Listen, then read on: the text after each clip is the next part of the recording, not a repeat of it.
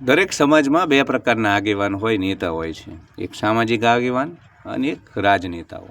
રાજનેતાઓ એવો દાવો કરે છે કે અમે સમાજ હિત માટે રાજનીતિમાં છીએ, રાજનીતિના ગલિયારાઓમાં જઈ અને અમે સમાજના વિકાસના કાર્યો કરશું, સમાજનું હિત હંમેશા અમારા હૈયે રહેશે, સમાજ હિત જ અમારા માટે સર્વોપરી.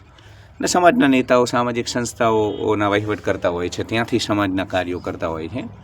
તો આ બંને વચ્ચે હંમેશા સ્પર્ધા રહેવાની, ગજગ્રાહ રહેવાની, કેમ કે બંને સમાજનો અભિન્ન હિસ્સો, લોકપ્રિયતા માટે, સત્તા માટે, મહત્ત્વ માટે, લોકેશના માટે આ બંને વચ્ચે હંમેશા સ્પર્ધા રહેવાની. તો જયેશ રાદડિયાએ દીકરીઓના સમૂહ લગ્ન કર્યા અને ખૂબ જ ઉદ્દાત કાર્ય છે એમના પિતાના સમયથી, અને ઘણા બધા સામાજિક કાર્યો જયેશ રાદડિયા રાજનીતિથી હટીને પણ કરતા આવ્યા છે.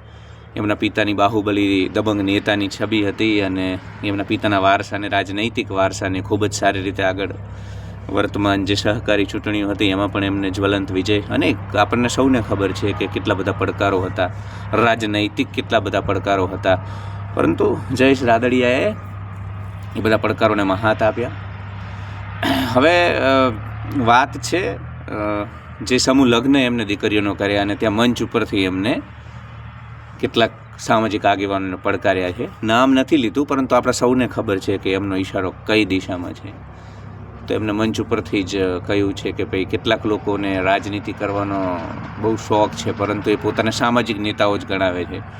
તો હું એમને ચેલેન્જ આપું છું કે ભાઈ રાજનીતિ કરવી જોઈએ તો આવતા રહો ને રાજનીતિમાં, ખુલ્લેઆમ સક્રિય રાજનીતિમાં આવો અને તમારી રાજકીય કુનેહ બતાવો.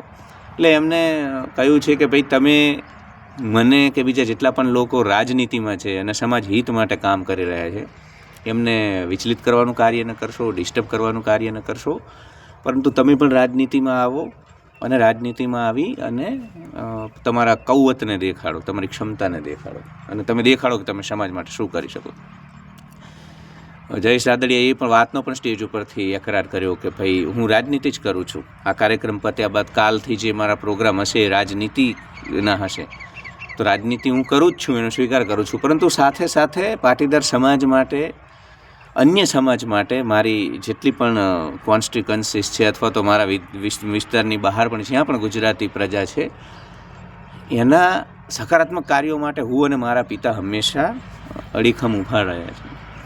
તો જયેશ રાદડિયાની અપીલ હતી કે ભાઈ અમને અમારા જે ઉદ્દાત સકારાત્મક સામાજિક કાર્યો છે કરવા દેવામાં આવે, ડિસ્ટર્બ કરવામાં ન આવે, અને આ પ્રકારે એમને, અને ત્યારબાદ રાજનીતિ તેજ થઈ છે. પાટીદાર નેતાઓ, પાટીદાર આગેવાનો, સામાજિક સંગઠનોના આગેવાનો પણ પોતાની પ્રતિક્રિયા આપી રહ્યા છે. તો ઠીક છે, સમાજ અને રાજનીતિ બંને મનુષ્યતાનો હિસ્સો છે અને બંને જગ્યાએ રહેલા લોકોમાં શાબ્દિક ઘર્ષણ, સ્પર્ધા, એકબીજાના પ્રતિસ્પર્ધી હોવાની ભાવના, આ બધું જ સહજ છે. પરંતુ આ તકે આપણે જયેશ રાદડિયા દ્વારા જે સામાજિક કાર્યો કરવામાં આવે છે, જે દીકરીઓના સમૂહ લગ્ન કરવામાં આવ્યા એની સરાહના કરીશું. જેમના ઉપર એમને પ્રહાર કર્યા છે એમની પણ સરાહના કરીશું. એમને પણ સમાજ માટે ઘણું બધું કર્યું છે, એમને પણ સંસ્થાઓના વહીવટ ચલાવ્યા છે, સંસ્થાઓ દ્વારા ઘણું બધું કર્યું છે. તો સામાજિક આગેવાન, રાજકીય આગેવાન એકબીજાને પ્રતિસ્પર્ધી ન સમજે, એકબીજાના પૂરક સમજે. એ સિક્કાની બે બાજુ જેવા છે. એ એકબીજાને દુશ્મન ન સમજે. બંને જણા સાથે મળી અને જ્યારે પોતાની ઉર્જા લગાવે ત્યારે કોઈ પણ સમાજ દિવસ કરતાં રાતે અને રાત કરતાં દિવસે વધુ તરક્કી કરે. પાટીદાર સમાજનો જે વિકાસ છે એમાં પણ બંને આગેવાનોની ભૂમિકા છે. બંને આગેવાનો પોતપોતાના સ્તરે, ઘણી વખત સામાજિક આગેવાન એ જ પછી રાજનીતિમાં આવતા હોય અને રાજનેતા બનતા હોય. ઘણા રાજનેતાઓ રિટાયર થયા બાદ સામાજિક આગેવાન બનતા હોય.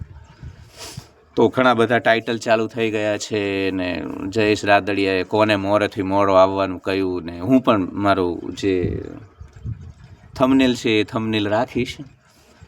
પરંતુ વાત એ જ છે કે સમાજ હિત માટે સામાજિક આગેવાન, રાજકીય આગેવાન બંનેને એક સાથે રહેવું જોઈએ, એકબીજાની તાકાત બનીને રહેવું જોઈએ.